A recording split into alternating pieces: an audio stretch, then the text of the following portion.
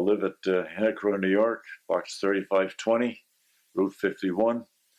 I've lived here since I was 12, 13. Originally, we come from New York City, my father, mother, two sisters, and a brother. My father had a butcher shop in Manhattan. We lived a dead-end street, Palisade Place.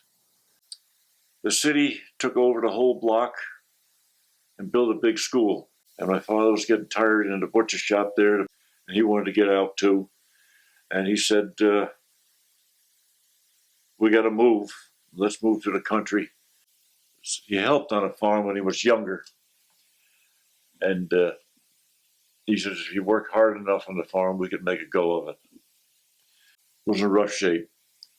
It wasn't worked or taken care of too much for the forehead for maybe 30, 40, 50 years. The driveways were all just rocks, and the swamps were in the field. You couldn't work half the fields, just little here and there, patches of hay. I helped my father more or less on the farm with the horses and all. We had one milk cow. We bought one milk cow, but we had to feed the animals. And the sisters had to help my mother in the kitchen, wash eggs, candle them, pack them. They mostly did the housework. My brother, I think, he helped on the farm too. We had, when we first bought the farm, there was 800 or so apple trees. And those apple trees were very old. We ended up cutting most of them all down for firewood or clearing the land. When we first got here, we had horses, and all the fields were worked with horses. And I was scared of them because they was a lot bigger than I was. And my father took care of them, and he doesn't know too much about them, but he handled it. And we mowed the hay and got the hay in with horses and put it in the barn. And then he passed away after he was here about a year, a little more than a year. He was 49. Then we had to take care of the chickens and do what we had to do. And before he passed, he bought a small tractor, which I still have, a little Al's Chalmers. We fixed it up, and we call it Grandma. It's the oldest tractor we got on the farm. We all stuck together and worked together. We had no car, and we just stood home and took care of the place. 59, I started worked for the state, worked in the Department of Correction, and I worked there 38 years. I worked nights, and I worked the farm during the day.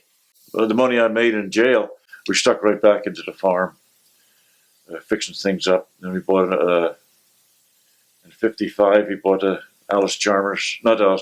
John Deere, a putt-putt with a baler. And that was a great item. Got rid of the horses, and we was baling hay then. And when I was in service, after I was drafted, my brother and sisters, and I think my mother, took care of the farm, kept it up. And when I come back, I got married and built the house I'm living in now, and worked the farm and kept on going. Well, we got the big hay barn that was built in 1911. And then they had another building there, the feed house, we call it. That was, we believe it comes in from the 1800s. It was one of the first buildings on the farm. You can still see the red paint underneath the paint that I put onto it. Every year, I used to paint one side of the barn every 10 years. And then we got the shop, which used to be a blacksmith shop, and part of it, there was a chimney in it, forge or to make the iron, horseshoes and anvil and whatever. And that's my shop now that I work in and keep trucking. And it was 2 chicken houses One chicken house still exists there. My sister Alma's got chickens in it yet, just a few, just to keep eggs supplied. My sister Alma does a lot, makes sure I do the right thing. There's just so much history here. So much history. You know, I know this farm was occupied as far as 10,000 years ago. Who can say that about their home? And the farm was always known as the farm that stood still in time by the old timers, not now. It's changed now. But and on the old maps, like I said, it was Plum Orchard, Plum, meaning plum bog, because the side hill is so steep.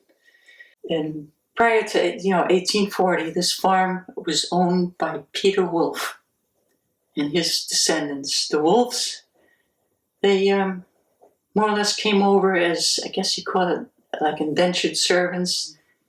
He was very active in the community, what little community there was.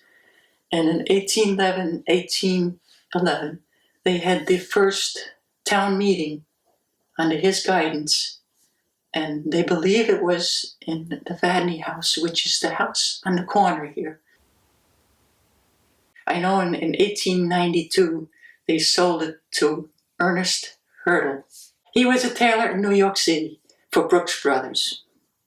Started raising fruit, because the market was in New York City. It was a great market. And in about 1910, 1911, or 1910, they must have decided to tear down the old barn and build a new barn. And we never realized why they would build such a big barn, but it was for the hay, to ship the hay down to New York City. We admire it. Every time one of us goes in there, or we're putting hay in the barn, we admire the work, the field work, the removal of the old timbers and putting salvage whatever they could. How some of the timbers are so polished, how some of them are hand hewn.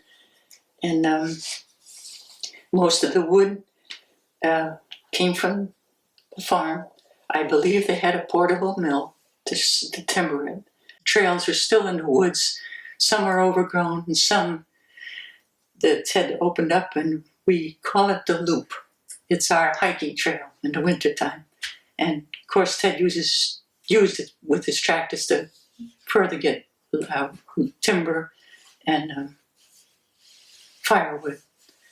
You know, after my dad died, things got a little rough. I shouldn't say rough. There wasn't hard times. We always had food on the table. We just did without. My mother was an excellent cook. She canned and canned and canned. You know, we look back at it. We don't know how she did it. She was 50. My father was 49 when he passed. Father died, with winter coming. And my mother didn't have any firewood. I remember the farmers coming with their chainsaws and saws and walking across the hayfield to get firewood for my mother. And they came, and they came, and they came. People looked out after my mother. I remember the Reformed Church in the Baltimore came with a whole big box of Christmas stuff for the kids, and I was always indebted to that church for doing that for her. My sister and I, we were close. We played a lot. Carl and I, we improvised. We improvised everything. We had our own little forts made out of in brush piles, in little houses. We had swings we put up on apple trees and ropes we put on apple trees. And New Baltimore was going to have a bicentennial. And somehow they asked if they could have it in our barn. And Ted said, sure, but our barn's going to have a birthday. They had a caller. They had a good time. Went way into the night. Everybody got along. It was so nice to see it. You would have to be here all these years, 50 years, to see how this farm has changed, how it's improved, how it's made use. We've made use of it. I, for one, have walked every inch of these fields, every inch back and forth. I'm a collector of artifacts.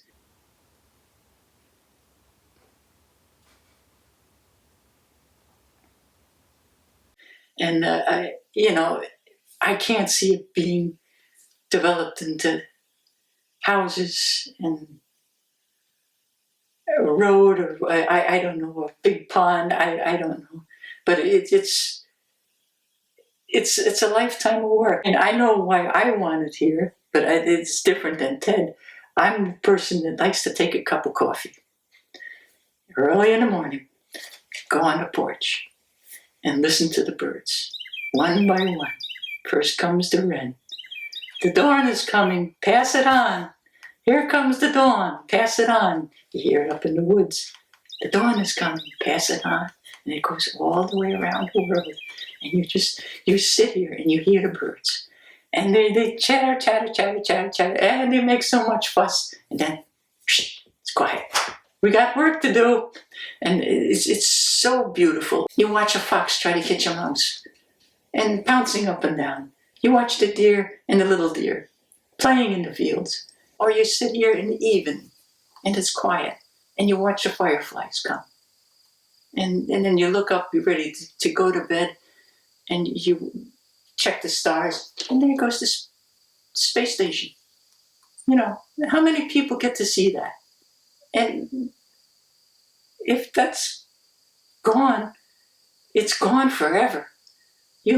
Go to Delmar, go to where Heath Sterry used to be, how that's all developing in the 9W. It's I don't see it ever being a productive farm. It can be used for Christmas trees or whatever, but it's the most peaceful thing in the world. But Ted sees it as his life. I mean, he knows every inch of the farm just as much as I do, every rock, and he knows more history than I do because he's been around more. And as far as my little acreage, I think someday this farm will be put together again, so it might just as well be here.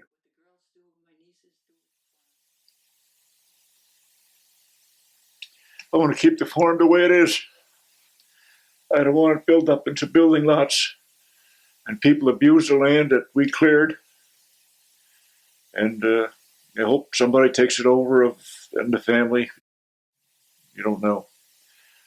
But every piece of land, every inch of it there, I love, I worked for, I helped. I enjoy it. I always did.